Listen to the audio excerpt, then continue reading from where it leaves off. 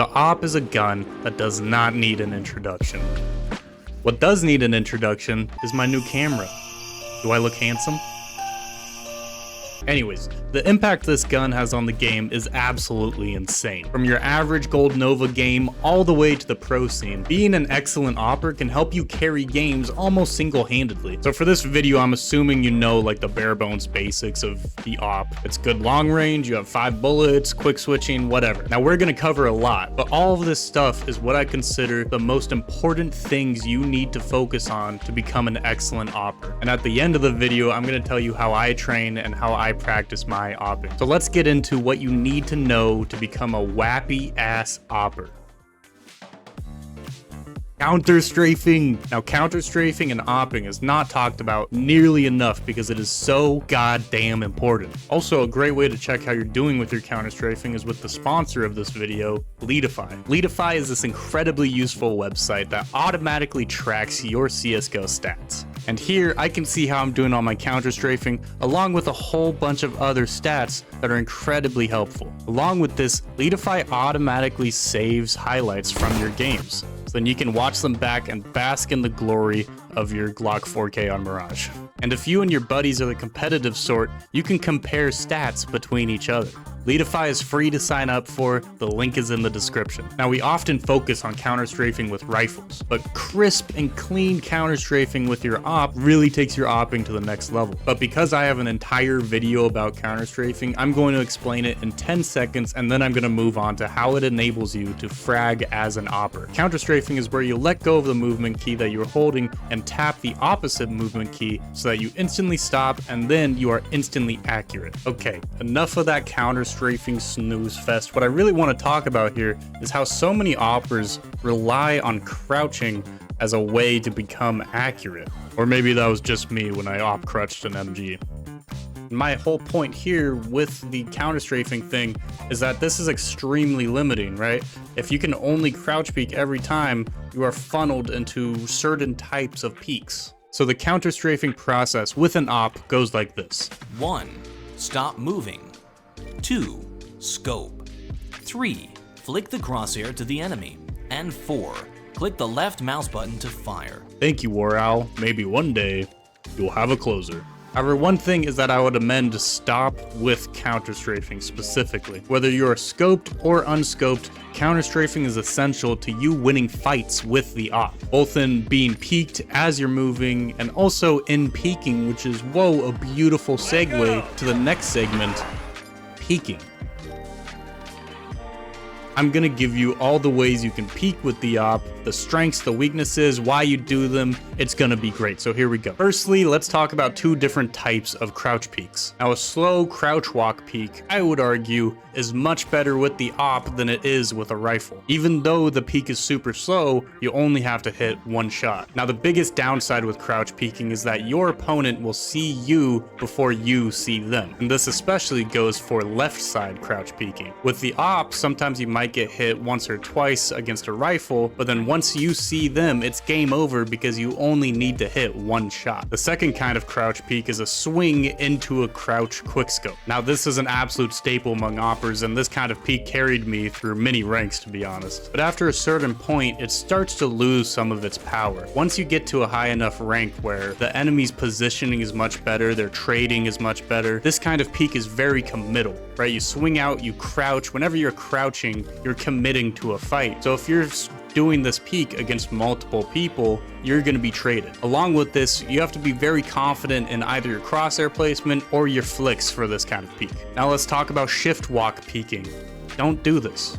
I don't know, you don't really need to do there's really no benefit to it, right? Because scope peeking, where you just scope in, you don't hold shift and you move around, is much faster than shift walking, and you still don't make any noise when you scope walk. So there's not really a great use case for shift walk peeking. And that's a good transition to scope peeks. No, they don't make you look like a noob. Pros use them all the time. You watch Device, watch Simple, they're gonna use scope peeks quite a lot. And what makes these kind of peeks so powerful is, god damn it, it's counter strafing. When you first scope in, the op takes a little bit of time to become accurate, right? That's why quick scopes are a little bit of a gamble. But when you're scope walking, all you need to do is to counter strafe, and then you're immediately accurate for your shot. So that makes this kind of peek very reliable. One note about this, because it's not the fastest peek, is that you should try to be doing this pretty far away from the wall that you're peeking behind. This will reduce the they see you before you see them advantage your enemy has, because it's a slower kind of peek. Snort some G Fuel, ladies and gentlemen. We're talking about no scopes now. The least reliable of the bunch, but no doubt the fastest. These should be used in the most dire of situations, or perhaps the silliest of situations. Crouched no scopes are more accurate than standing no scopes, but if you have the time to crouch, you might as well just quick scope. However, no scoping close range lots of times can get you out of a difficult situation. Lastly, let's talk about unscoped peeks into quick scopes. These are the fastest kind of peek, but as I mentioned before, it's one of the least reliable. Lots of times they're really great to use when you're jiggling something, right? So you can really quickly jiggle, you see somebody jiggle and then hit a really quick scope. It's a pretty risk-free, not completely risk-free, but pretty risk-free type of peek.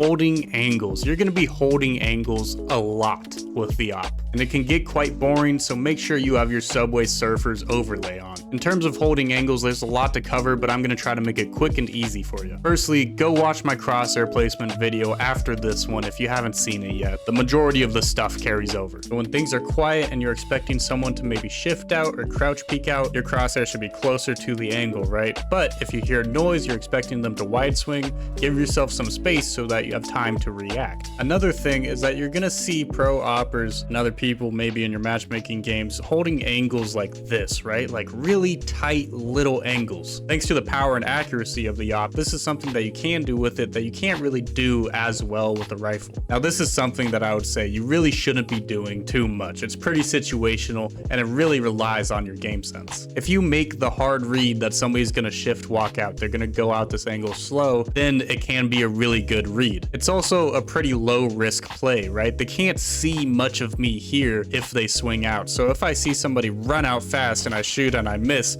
I can just instantly run away. It's pretty hard to get the kill on an opper when they're holding such a tight angle. So all in all, this isn't amazing. You shouldn't be doing it all the time, but as an opper, you should be utilizing this in certain situations. When you're holding angles with the op, it's best to try to maintain a distance advantage. And what I mean by this is that I'm gonna be hugging the back wall here instead of playing up and close on this wall. As a rifler, it's much easier to get a headshot for somebody who's holding closer to the wall than somebody far away. So use that distance to your advantage as an opper. One big tip I have for you to avoid pre-fires is to play slightly off angles, right? So lots of times I like playing mid like this. So you see, I'm not right on this on angle here. I'm off of it and I can see a little bit of boiler. So if they run out of boiler, then I know I can try to maybe hit a flick. But the point of this is to be somewhat further away from the angle that people are expecting, right? Somebody's gonna expect somebody close to this wall so that when they peek, boom, they're slightly off the wall. And while this is a little more risky, right? Like if you miss a shot, you have a little more distance to cover before you're behind your cover. But as long as you're quick with it, right? You shoot, knife out, jump away. It's pretty fast and you can get away with a lot. T-side opping. Now don't be that goddamn lazy T-side opper that just sits in spawn and waits for a CT push. As an opper on T-side, you should be looking for ways to open the round up. That means that you should try and contest important places in terms of map control and try to get a pick early there so that you can make space for your team. One example of this is Banana on Inferno. A lot of people are scared to take their op up Banana, but this is a place that you can absolutely have some great impact with the op. Come up Banana, molly car, jump onto wood, and then peek from here, boom. Or you can go even more aggressive, right? You can molly car, flash over, boom, peek corner. And then once you have top Banana, control this space, right? Lots of times people will re-peek into this angle for information, or maybe they want to retake banana, have somebody with you playing anti-flash, and you can get a quick kill. Now, I'm not going to tell you that you should try to swing sandbag, swing everything just alone with the op. Maybe if you're feeling really confident, try to bring a buddy, be tradable, right? But aside from that, you know, look for picks, peek shit. Don't be scared. Don't be the guy who buys an op and then is so scared of losing it, okay? Peek stuff. Go for fights. As an opper on T side, you should be looking for picks to open up space for your team, right? So if we're working banana and I get boom, I kill Coffin, then I know, okay, one more B, my team should hit B now. I'm not gonna run in here first. You know, maybe if I'm feeling really confident, if I'm feeling really good. The op isn't great when you're exposing yourself to a ton of angles at once. So instead, I'm gonna let my team go in. Maybe I'll hold CT, maybe I'll hold Coffin, I'll work up with them. But as an opper, you have a distinct advantage in that you are so good at holding stuff. And lots of times CTs are going to panic and they're going to push Coffin or they're going to push CT because they don't want the Ts taking control of the site. So lots of times as an opper, it can be better to just hold back and wait for those pushes instead of just running out with your team and then dying to a push. So I'm not saying you shouldn't push with your team, but I am saying when you have an advantage, right? Maybe you get a pick and your team is overrunning the site. It is not your job to route out that last person, right? That's the 4 riflers job. You shouldn't have to go in first and try to kill that guy. You should be a support player at this point. You did your job. You got the entry. That's huge. Now you can hold and wait for pushes, right? But let's say you don't get that first pick. Let's say you guys are pushing B as 5. This is where counter strafing comes in, right? To be a good opper, you need to be able to push with the op. And that is why counter strafing is so important, because you're going to be moving and you're going to have to be able to become accurate when you're moving, right? So if I see a guy new box, boom, I counter strafe quick scope. So even though the op isn't the best weapon for pushing and clearing out a site, you want to do your most to enable yourself to be able to do this. Wow, what a mouthful. With your counter strafing, with your different kind of peaks, you need to have those on lock so that when you're retaking, when you're pushing, you are still effective. One extremely important thing you need to consider as a T-side opper is when you should just put down the op.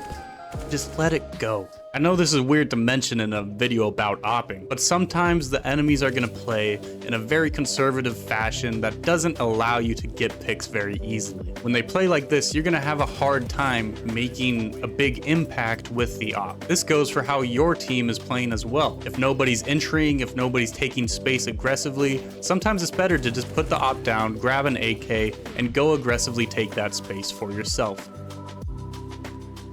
As an opper on CT side, you should be looking to get early picks. Put your team in an advantage 5v4 like 20 seconds into the round. That is huge. Now, there are a lot of maps where you have opportunities to do this, right? Overpass, maybe a monster peak or a mid peak. Mirage, a ramp peak. Inferno, a mid peak. There are all sorts of set plays, but what I want to say is that lots of times you have to be very careful of a T-side opper, because the Ts will often have a better spawn or be able to just get there before you do, and so that can be a big counter to these early round peaks. So don't do it too much, or else the Ts will pick up on it, they'll buy an op, and they'll just hold for it because they're saying this goddamn opper's peeking this over and over and it's working and I'm sick of it. Now, an incredibly important part of CT side opping is repositioning, and I have 2 things to say here. Number 1, you need to maintain space between you and the Ts. So let's say you peek mid on overpass here, you get that kill, okay, fall back. Boom, I go divider. Maybe they swing party, boom, I get another kill. Okay, I'm gonna fall back here. Maybe they're coming up divider here.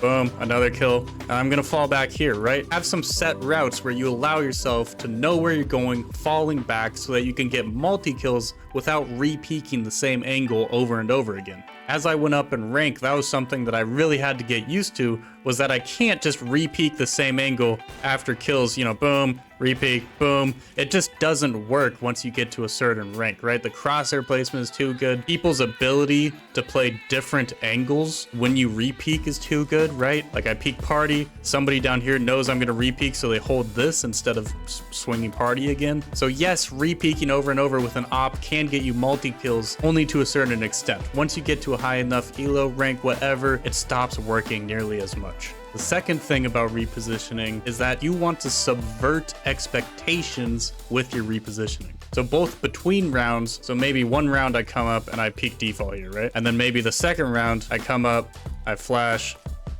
and I peek here, boom. So that first initial where you are peeking from should change between rounds. If I come up and I peek default every single round, they're gonna catch on to that. And then also within a round, if I peek default, boom, I get a kill. I should then reposition, maybe hold an angle like this. Maybe I can back up to orange box and re-peek from deeper away. Maybe I can jump up and then peek from the headshot angle, right? You need to subvert expectations, because once an opper is known to be somewhere, that's when they're counterable. That's when you can throw utility to shut them down. That's when you can easily trade them out because you know where they are. But if you are hard to predict, that's gonna allow you to get many more multi-kills. Now, one thing that it took me a while to really grasp and understand how useful it is scope walking. Now, this is where you scope far away from where you intend to take a fight and walk the rest of the distance. So I'm gonna speed this up. Boom, we're here.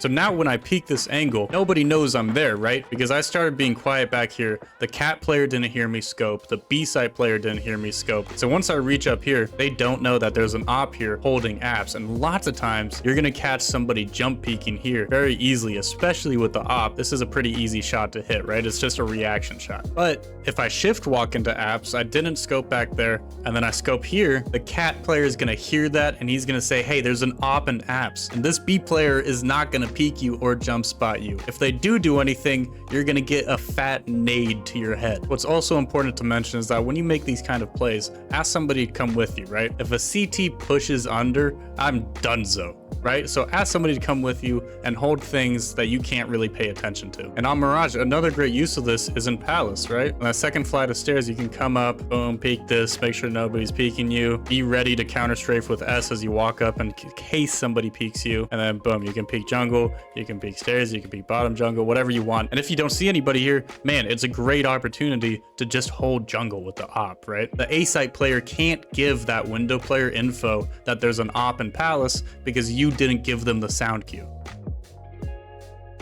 Overcoming op counters. Now, a huge counter to opping is good utility. In lower ranks, opping is often considered way overpowered because the utility usage just isn't good enough to shut down oppers. Now, let me illustrate why util is so good against oppers. And first, let's talk about flashes. I don't know how I did this, but it's cool. But anyways, a flash is gonna affect you regardless of if you're scoped or unscoped, right? If somebody throws a flash that's gonna blind me unscoped, it's gonna blind me scoped as well. Now, the crux of the issue here is that flashes are much more hard to avoid for an opper than for a rifler, right? Especially for a low EDPI gamer like me. If I get a flash that's gonna pop up here, I have to swing that mouse around, turn away, and then swing back. It's way harder to do than if I just have a rifle. I can just boom, bang, I'm back re-peeking. Along with this, if I get blinded and I want to commit to a fight, to a spray, I don't have a 30 bullet clip I can unload while I'm blind. I have one shot and it has to be perfect or else maybe I'm dead if I commit too long. Now, smokes are much more effective against an opper than against a rifler, and here's why. For one thing, pushing smokes as an opper is way worse than pushing a smoke with a rifle, right? If I run out from the smoke and there's multiple people here, I'll maybe get one. And if I get one, I'm instantly dead after I get that one. Along with this, oppers can't spam smokes nearly effectively as a rifler can, right? I like the A1S and I like it for smoke spamming. I can boop, boop, boop, boop, boop, boop. I effectively create a wall of bullets that they can't cross. But as an opper, it's much more of a gamble. If you hear an opper spamming a smoke over and over, you can push that smoke, right? If you hear boom, boom, boom, you can just push the smoke and go kill them because they're gonna be super vulnerable. So what can oppers do to counteract